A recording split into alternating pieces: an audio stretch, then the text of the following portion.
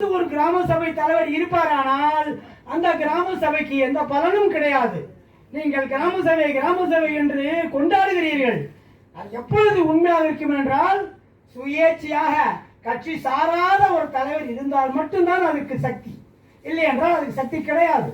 இதை நீங்கள் அனுபவபூர்வமாக உணர்ந்திருப்பீர்கள்.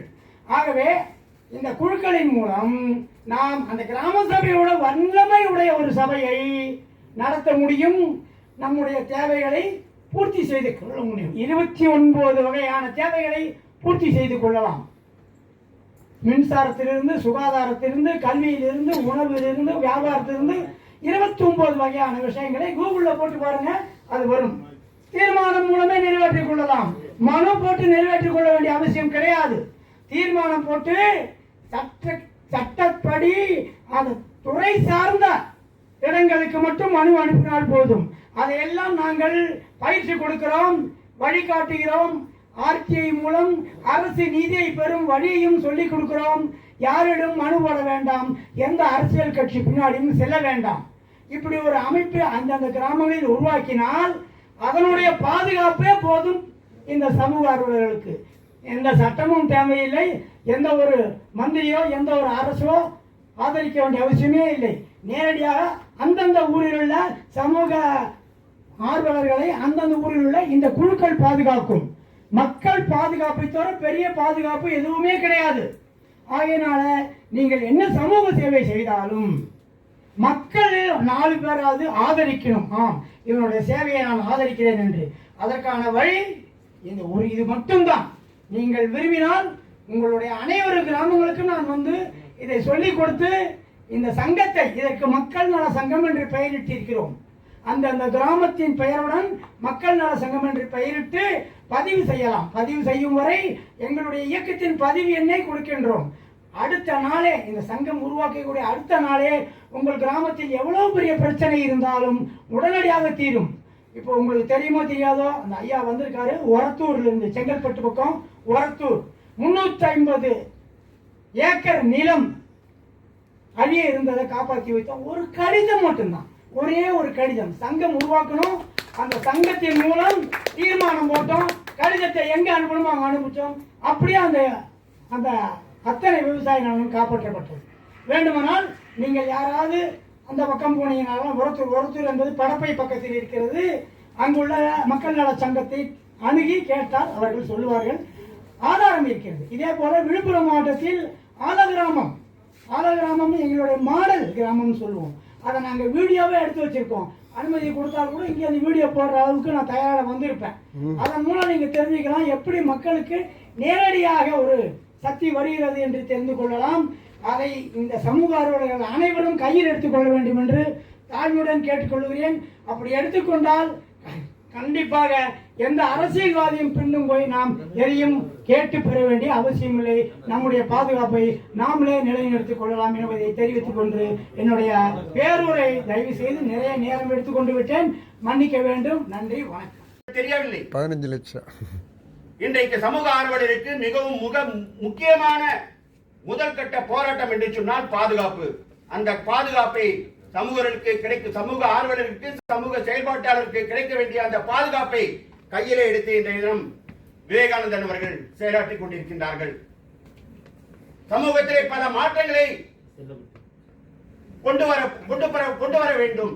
அதற்கு சமூக ஆர்வலர்கள் மூலமாகத்தான் அந்த மாற்றத்தை கொண்டு வர முடியும். சமூக அரசியல் என்பது வேறு. சமூக அரசியலிலும் நாம் நாட்டத்தை கொண்டிருக்க வேண்டும். தேர்தல் அரசியலிலும் நாம் நாட்டம் கொள்ள வேண்டும். அந்த தேர்தல் அரசியலிலே உள்ளாட்சிகளிலே கட்சி சார்பற்ற தேர்தல் மூலமாக, நம்முடைய இயக்கத்தின் மூலமாக நாம் 12,500 கிராம பஞ்சாயத்துகள் இருக்கின்றது. 385 பஞ்சாயத்து யூனியன் இருக்கின்றது. 38 மாவட்டங்கள் இருக்கின்றது. இந்த அனைத்து மட்டங்களிலும் நாம் கட்சி சார்பற்ற முறையிலே வேட்பாளர்களை நிறுத்த வேண்டும். அப்படி நிறுத்தி நம்முடைய சமூக ஆர்வலர்கள் அரசியலிலே சென்று அந்த உள்ளாட்சிகள் என்பது நேரடியாக மக்களுடன் தொடர்பு கொண்ட ஒரு இயக்கங்கள், அமைப்புகள்.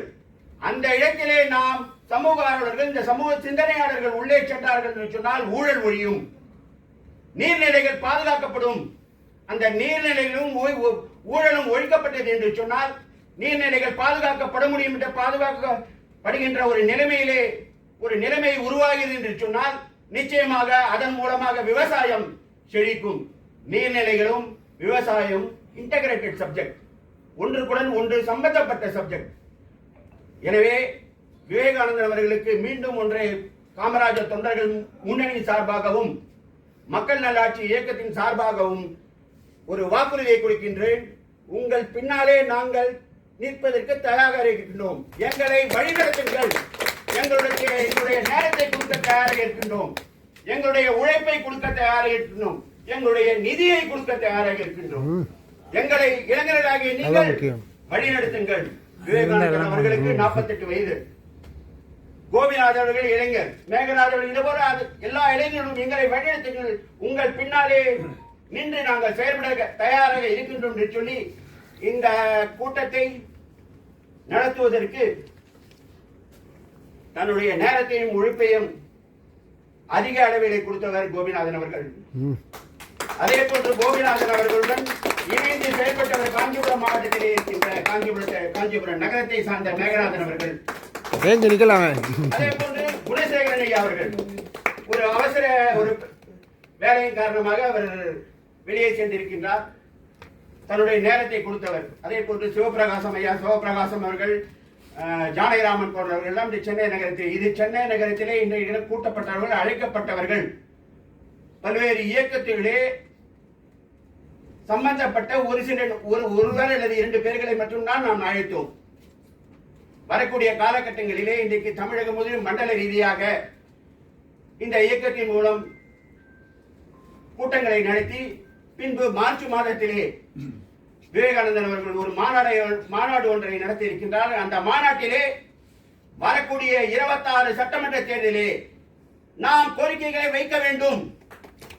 அந்த மாநாட்டை பார்த்து அந்த கோரிக்கைகளை செயலாற்ற வேண்டிய ஒரு நிலையிலே அரசியல் கட்சிகளை நாம் தள்ள வேண்டும், அழுத்தத்தை கொடுக்க வேண்டும். அடுத்த சட்டமன்ற தேர்தலுக்கு பின்னாலே ஆட்சியை நடத்துகின்றவர்கள் நம்மை பார்த்து நாம் கொடுக்கின்ற அஜெண்டாவை செயல்படுத்தக்கூடிய ஒரு நிலைமையிலே நாம் மாநிலம் தழுவிய ஒரு இயக்கமாக மாற வேண்டும், இந்த இயக்கம் உருவாக வேண்டும் என்று சொல்லி மீண்டும் ஒரு முறை இந்த நிகழ்ச்சிக்கு உணவு ஏற்பாடு செய்த துரைராஜ் அவர்களுக்கும் வள்ளலார் உணவகம் இந்த நிகழ்ச்சி வெற்றிகரமாக நடைபெறுவதற்கு உறுதுணையாக இருந்த நண்பர்களுக்கும் இந்த இடத்தை கொடுத்துள்ள இந்துஸ்தான் சேம்பர் ஆஃப் காமர்ஸ் அந்த நிறுவனத்தை அதிகாரிகளுக்கும் இன்டர்நேஷனல் சோசியல் ஒர்க்கர்ஸ் கவுன்சில் மூலமாக சார்பாக என்னுடைய நன்றியை தெரிவித்துக் கொள்கிறேன். நன்றி, வணக்கம். சிறப்பு.